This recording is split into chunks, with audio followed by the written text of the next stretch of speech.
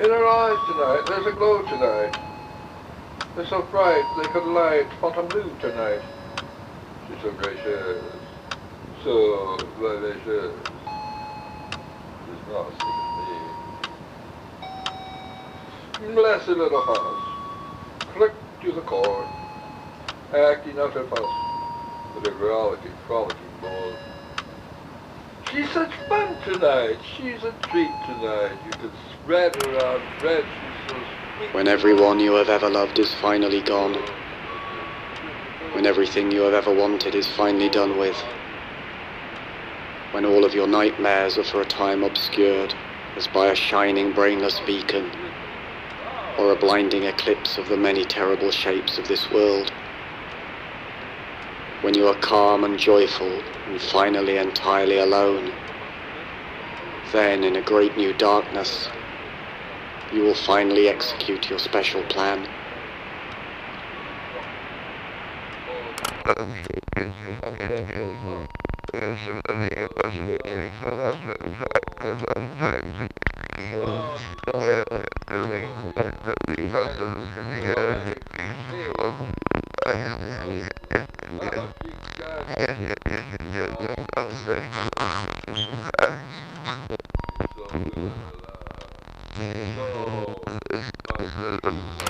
One needs to have a plan, someone said, who was turned away into the shadows, and who I had believed was sleeping or dead. Imagine, he said, all the flesh that is eaten, the teeth tearing into it, the tongue tasting its savour, and the hunger for that taste. Now take away that flesh, he said. Take away the teeth and the tongue, the taste and the hunger. Take away everything as it is. That was my plan, my own special plan for this world. I listened to these words, and yet I did not wonder if this creature whom I had thought sleeping or dead would ever approach his vision, even in his deepest dreams, or his most lasting death. Because I had heard of such plans, such visions, and I knew they did not see far enough. That what was demanded in the way of a plan needed to go beyond tongue and teeth and hunger and flesh, beyond the bones and the very dust of bones and the wind that would come to blow the dust away. And so I began to envision a darkness that was long before the dark of night, and a strangely shining light that owed nothing to the light of day.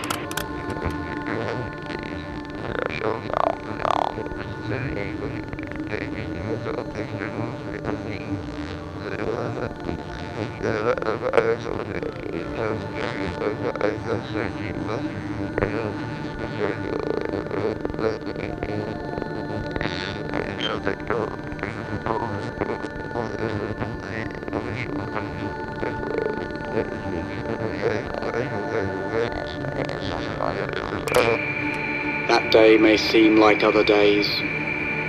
Once more we feel the tiny-legged trepidations. Once more we are mangled by a great grinding fear. But that day will have no others after. No more worlds like this will follow. Because I have a plan. A very special plan. No more worlds like this. No more days like that.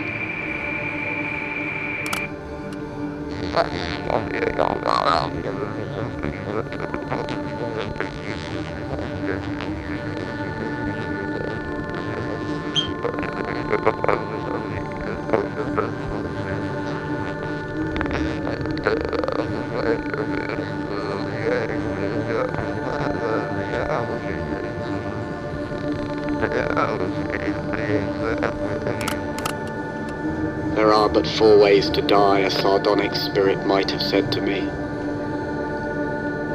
There is dying that occurs relatively suddenly. There is dying that occurs relatively gradually. There is dying that occurs relatively painlessly. There is the death that is full of pain. Thus, by various means they are combined, the sudden and the gradual, the painless and the painful, to yield but 4 ways to die, and there are no others. Even after the voice stopped speaking, I listened for it to speak again. After hours and days and years had passed, I listened for some further words. Yet all I heard were the faintest echoes reminding me, there are no others. There are no others. Was it then that I began to conceive for this world a special plan?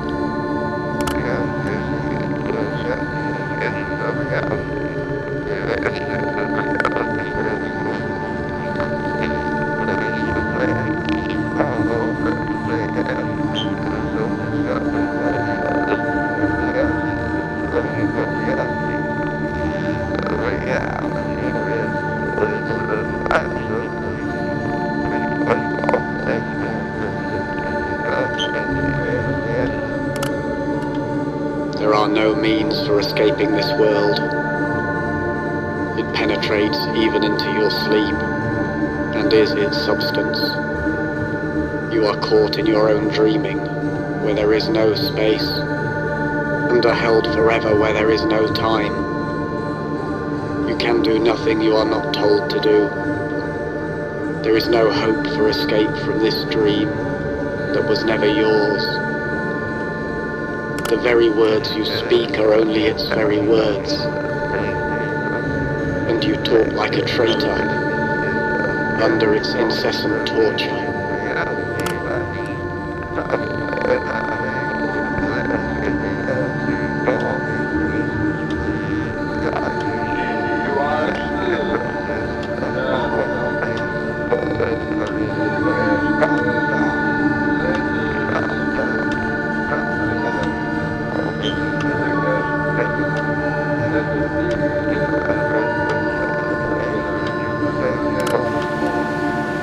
There are many who have designs upon this world and dream of wild and vast reformations. I have heard them talking in their sleep of elegant mutations and cunning annihilations. I have heard them whispering in the corners of crooked houses and in the alleys and narrow back streets of this crooked, creaking universe, which they, with their new designs, would make straight and sound. But each of these new and ill-conceived designs is deranged in its heart, for they see this world as if it were alone and original, and not as only one of countless others whose nightmares all proceed, like a hideous garden grown from a single seed. I have heard these dreamers talking in their sleep, and I stand waiting for them, as at the top of a darkened flight of stairs. They know nothing of me, and none of the secrets of my special plan, while I know every crooked, creaking step of theirs.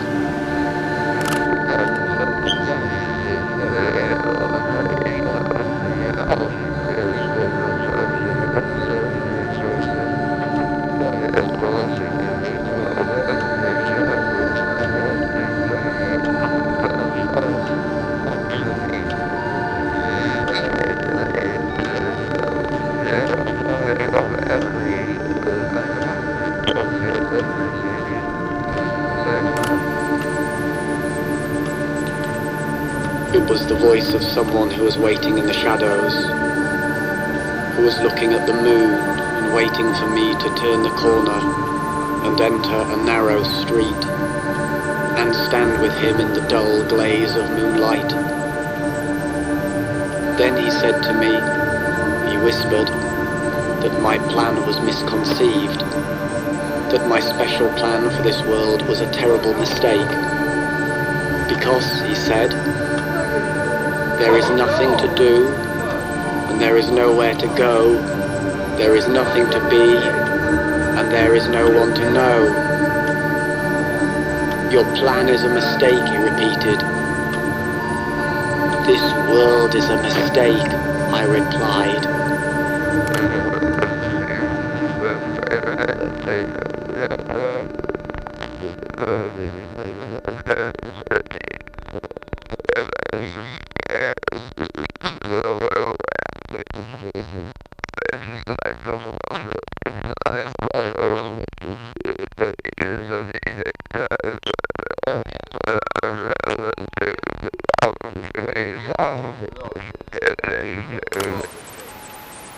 The children always followed him when they saw him hopping by. A funny walk, a funny man, a funny, funny, funny man. He made them laugh sometimes. He made them laugh, oh yes he did, he did, he did, he did, he did. Oh how he made them roll. One day he took them to a place he knew, a special place, and told them things about this world, this funny, funny, funny world, which made them laugh sometimes. He made them laugh, oh yes he did, he did, he did, he did, he did. Oh how he made them roll. Then the funny little man who made them laugh, sometimes he did, revealed to them his special plan, his very special funny plan, knowing they would understand and maybe laugh sometimes. He made them laugh, oh yes he did, he did, he did, he did, he did. Their eyes grew wide beneath their lids, and how he made them roll.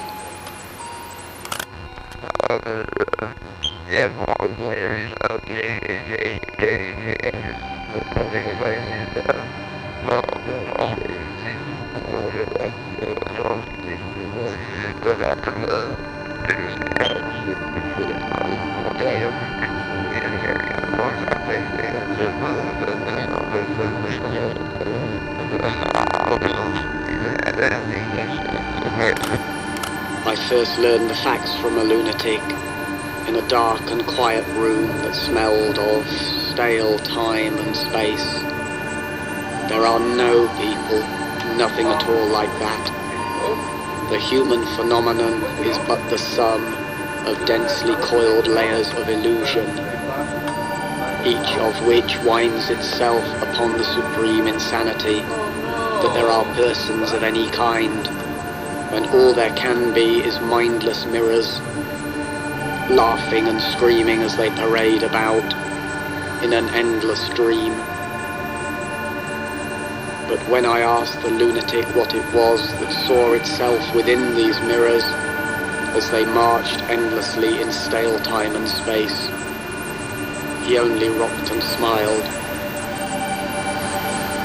Then he laughed and screamed, and in his black and empty eyes I saw for a moment, as in a mirror, a formless shade of divinity in flight from its stale infinity of time and space, and the worst of all of this world's dreams, my special plan for the laughter and the screams.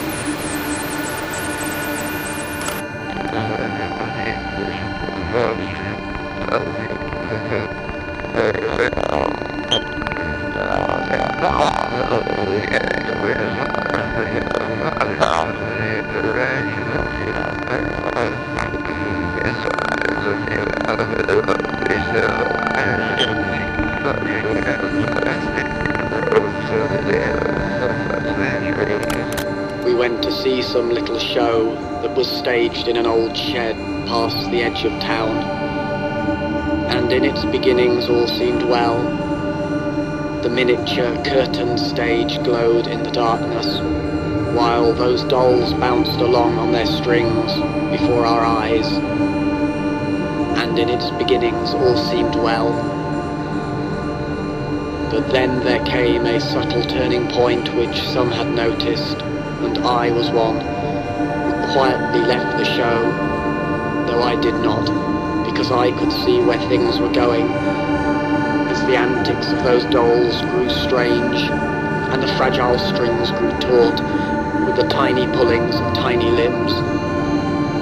The others around me became appalled and turned away and abandoned the show that was staged in an old shed past the edge of town. But I wanted to witness what could never be. I wanted to see what could not be seen. The moment of consummate disaster, when puppets turned to face the puppet master.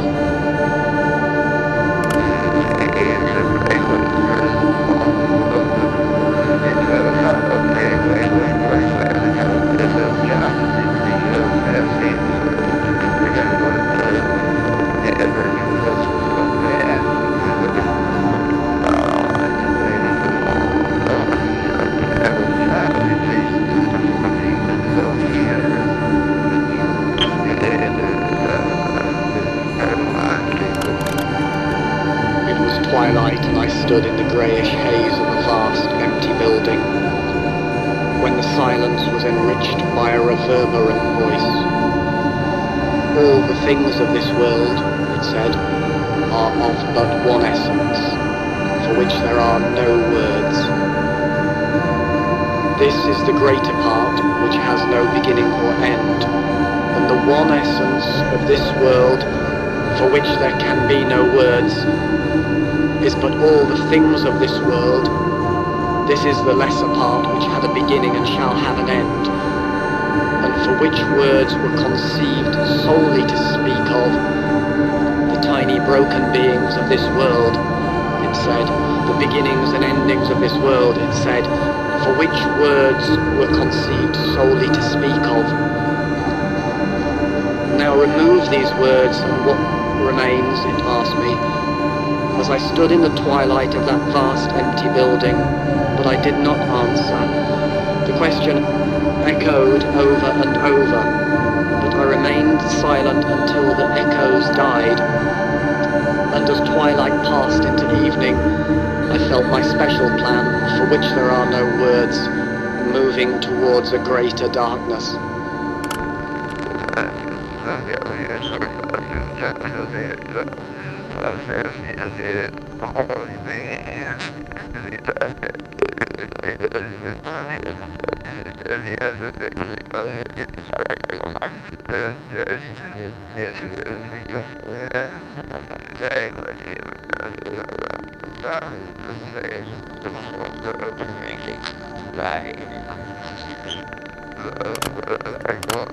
There are some who have no voices, or none that will ever speak, because the things they know about this world, and the things they feel about this world, because the thoughts that fill a brain that is a damaged brain, because the pain that fills a body that is a damaged body, exist in other worlds, countless other worlds, each of which stands alone in an infinite empty blackness for which no words have been conceived, and where no voices are able to speak.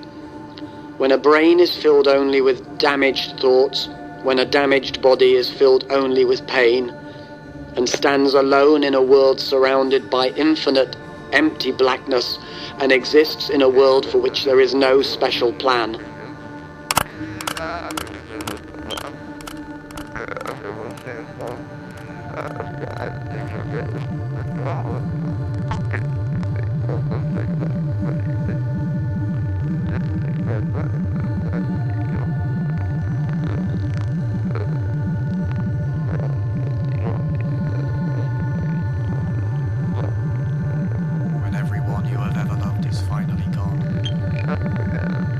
When everyone you have ever loved is finally gone, when everything you have ever wanted is finally done with, when all of your nightmares are for a time obscured as by a shining brainless beacon or a blinding eclipse of the many terrible shapes of this world, when you are calm and joyful and finally entirely entirely alone, then in a great new darkness, you will finally execute your special plan.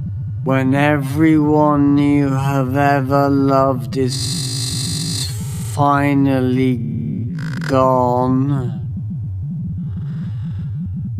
when everything you have ever wanted is finally done with, when all of your nightmares for a time obscured as by a shining brainless beacon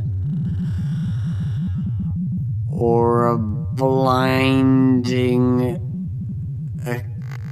eclipse of the many terrible shapes of this world, when you are calm and joyful and finally entirely alone, then in a great new darkness, you will finally execute your special plan.